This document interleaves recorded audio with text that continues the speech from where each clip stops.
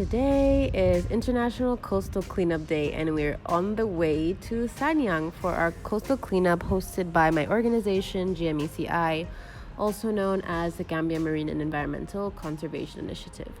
So, here is the road. We're on the way down to Sanyang, where we're hosting the cleanup that's going to be by the beach with our partners from Smile for Life. We got lucky. It was quite a great day, and we assumed that it would rain, but luckily enough, it didn't actually rain.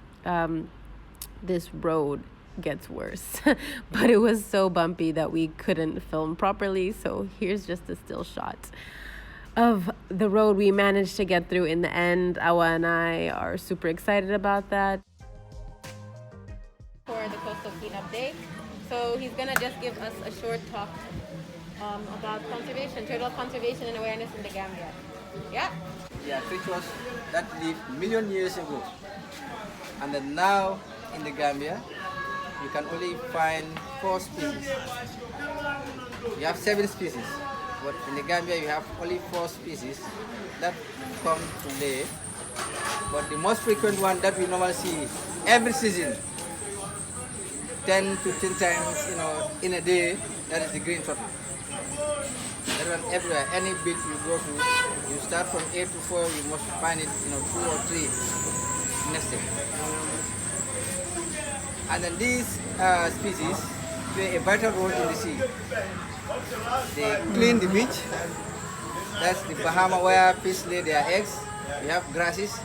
They feed on those grasses so that when the fish lay their eggs, the eggs will not have any problem. They can hatch peacefully. But you also have predators inside the sea that also feed on the eggs. So here's a look at the beach that we arrive on. As you can see, there's a lot of marine debris from fishermen boats, like nets. You have lots of plastic water cups, bottles, etc. from people drinking them and throwing them onto the sand, as well as bottles that wash up onto the shore. So it also gets into the seaweed that the turtle eats, so it's pretty much compromised at that point. So you have to clean all of it up.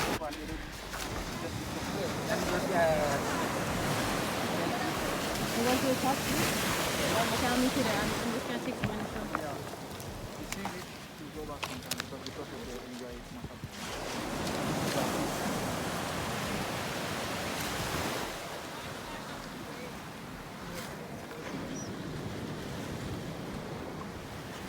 As you can see, a lot of this marine debris gets stuck under the sand and is very, very hard to take out.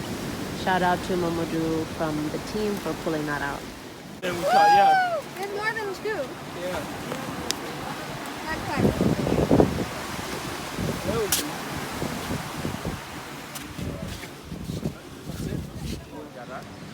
From the Gambia Horse and Donkey Trust, I'm the yard manager. So we are called to come here for the cleaning of the sea, simply because it is always very important.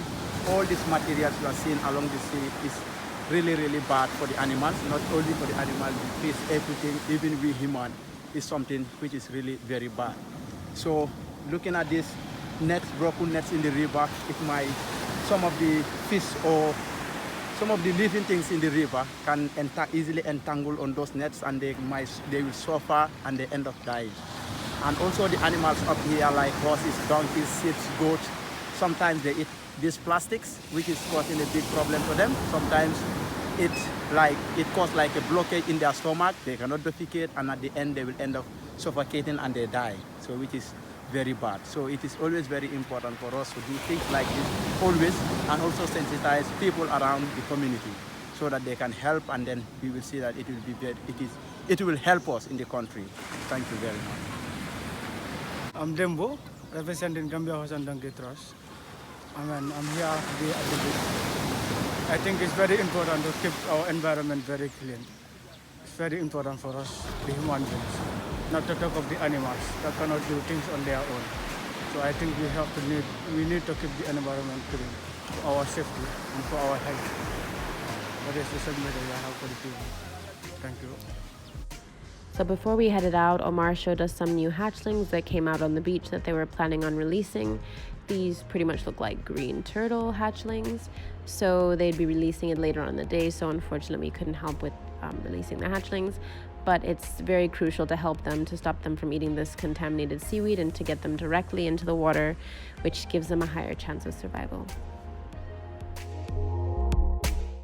We're so grateful that we're able to take these small steps to help with working with the fishermen on being able to reduce the marine litter that they cause on the beach, as well as to sensitize them about why they need to keep the beaches clean for themselves as well as the ecosystem around them. So thanks a lot to Smile for Life for working with us on this event today. Big thanks to everyone that was involved for Coastal Cleanup Day 2020, and feel free to check out more about our organization that I'll leave in the description box below. Thanks for watching. Bye.